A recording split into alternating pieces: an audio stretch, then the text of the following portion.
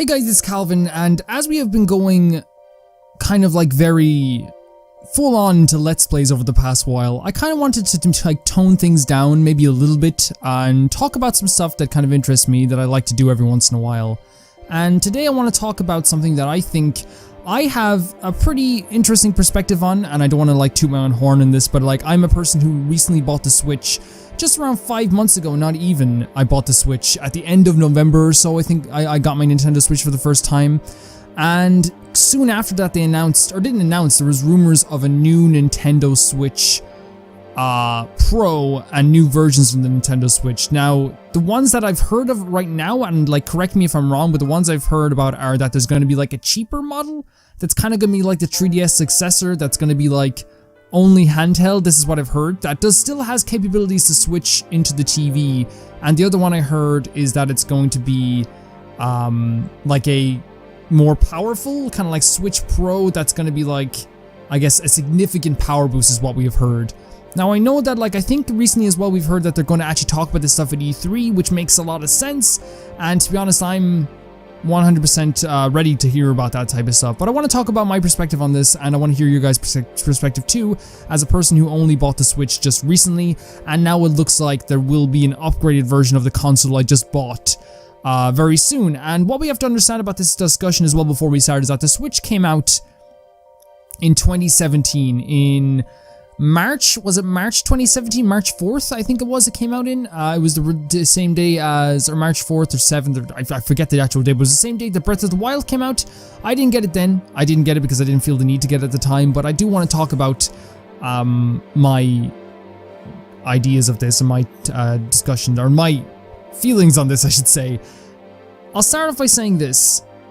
This is the generation we're in now. This is the whole generation we're in, and we have to understand this.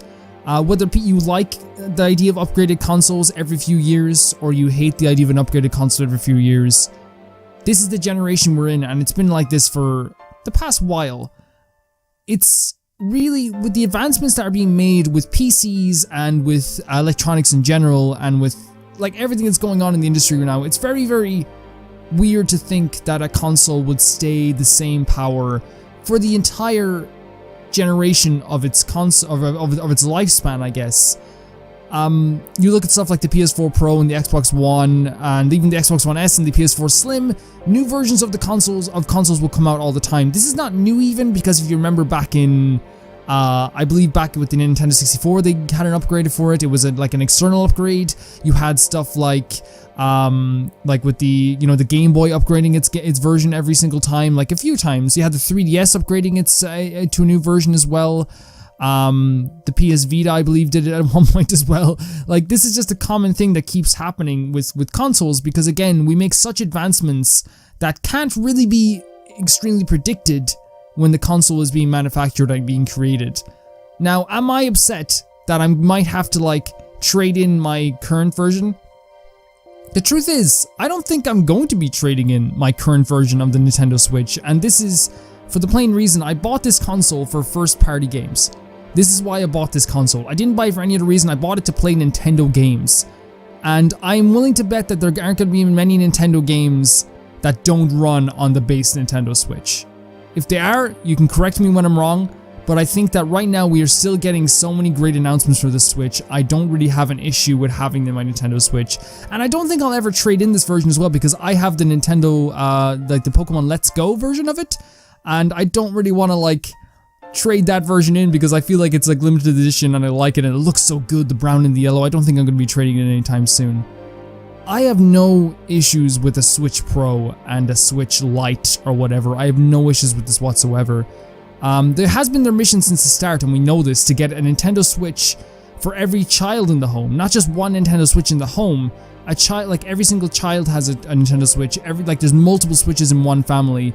That's why they did the Nintendo Online program, where like you can actually purchase a subscription for the whole family. They did this for a reason, and I genuinely think that we're heading towards that, and this is one of the steps that they're going to be taking. Because if you can have one dock in your house, but then have multiple lights, I think that would be a step in the direction that they want to go in. Now, the Switch has been selling like hotcakes, And this console generation in general for like games consoles that have first party titles has just been like a very, very good generation. And I think the Switch already has like already paid off for me. I'm not in that situation where I'm like, oh man, I don't feel like I'm getting enough games that are for me. I'm like, I played, you know, Xenoblade Chronicles 2, I played Pokemon Let's Go, I played a few other games as well on the console. I played Smash Brothers, and I'm looking towards Pokemon as well at the end of the year, and of course Fire Emblem that's coming out also this year. I don't think I didn't get my money's worth out of this console. At the same time, I can totally see why some people might be upset if you got a Switch for Christmas and then already there's a new one coming out this year. If your birthday was like last month and all of a sudden now like there's gonna be a new Switch coming out in a couple of months, I can see where that would actually get kind of annoying. But for me, it's not really that much of an issue. From my perspective, I think this is just the generation we're in. I think it's something that we just have to understand. I think it's something that like we're gonna have to get used to, whether we like it or not, whether it's something that we want or not.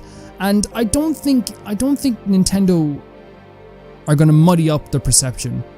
They have been on top of the world because of how they release the Switch, how they advertise the Switch, how they've been handling the Switch, how good the Switch is, and like, let's not make a mistake about it. I'm a fanboy of I'm of video games in general, but let's make no mistake about it, and let's be honest, the Switch is a damn fine console in terms of like, not only in terms of like build quality, not in terms of just like how it runs, but how you can hold it, how it like clicks into the TV as well. Everything just works incredibly well for me.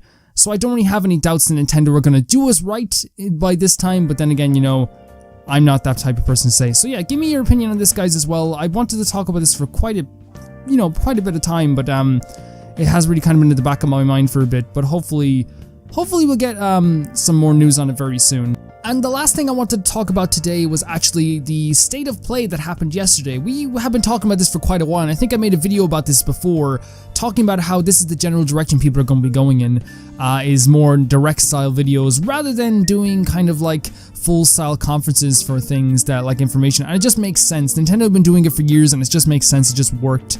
And in this sense, I think it works as well. This was a very good sandwiched conference. I'm not going to talk about everything, or video. I'm not going to talk about everything in general, but I'm just going to talk about why I think it was very good. It started off, of course, with the Final Fantasy VII sound. Everyone went crazy, and then of course they sandwiched it incredibly well. It was kind of like making your kids eat your greens at some point, but it made sense. It started off with Monster Hunter, everyone was really excited, and it ended with the not an announcement, but like a kind of a reveal of more gameplay of Final Fantasy VII. I've never played Final Fantasy VII, so I'm not as invested in this as I would be in Final Fantasy X or 12 or 15. Those are kind of like the generation that I'm involved in with Final Fantasy, but like, you know, I still thought it looked amazing. It looked gorgeous. I'm really excited to see more from this game, but I think that's kind of strange that they've only shown anything from Midgard yet. It would be nice to like see more of the game past Midgard, which I think is what it's called. But the character models look great. It seems like they addressed a lot of the issues that people had with it, which is kind of like a good thing. This game looks so good, it's kind of like understandable why it's been delayed for so long. I don't even think it's been delayed. I think it's just been like a long development cycle. They want to make this look like one of the most gorgeous games of all time. And in this sense, Square Enix are going to be doing more about it at E3, or talking more about it at E3, and I think we're going to get some sort of a date, whether it be part 1 of the game or anything like that. I think we are going to get more of a date at that point. And the reason why I say it was sandwiched is because they announced like a new PS4 and a few indie games that I think people weren't as interested in. Like the new PS4 model was kind of like, oh man, like it looks the same but gray. It looked cool, but it was like, it's just gray. And then like after that, they're like Final Fantasy VII. In general, I think this is a good step for all video game companies. I think Xbox should start doing this if they have enough announcements. Nintendo already do it. I think even like publishers should do it. I think like they should do like a Capcom stream of like the upcoming Capcom games. Sega should do the upcoming, like what's happening with the Yakuza series, you know, every once in a while, or what's happening with like their other games that they're releasing, the new Sonic games and stuff like that. You know, I think it's just a good idea, and I think it continues to be a good idea, and I think I'm kind of glad. I'm not being like, I told you so, because we all knew it was happening. I'm just kind of glad the industry is moving in more of this direction, which is more of a direct approach, talking to the individual players who are playing their games, not worrying about the outside public or like journalists, and I'm nothing against journalists, but not worrying about outside public who are just there kind of just get a report. It is directly directed at people who love their stuff, and that's who you have to appeal to, and I hope more companies start doing this. And that's pretty much all I wanted to talk about today. I wanted to make kind of like a toned down version of like a video today. Talk about some topics that I cared about and 2 topics in general that I cared about. But I do want to hear your thoughts on it, and if any of this stuff interests you. If it doesn't interest you, are you excited about the new Switch? Did you think the new State of Play is a good idea? Would you rather see more companies do it? And what companies would you like to see do that as well would probably be a good thing to talk about, because it always adds to the discussion. If anyone watches my videos, I'm just going to tell you right now, I think like 20% of all the videos is the comment section. It's a great time down there. It's a great time down there, and you should actually check it out. So I'll see you guys very soon. Bye bye.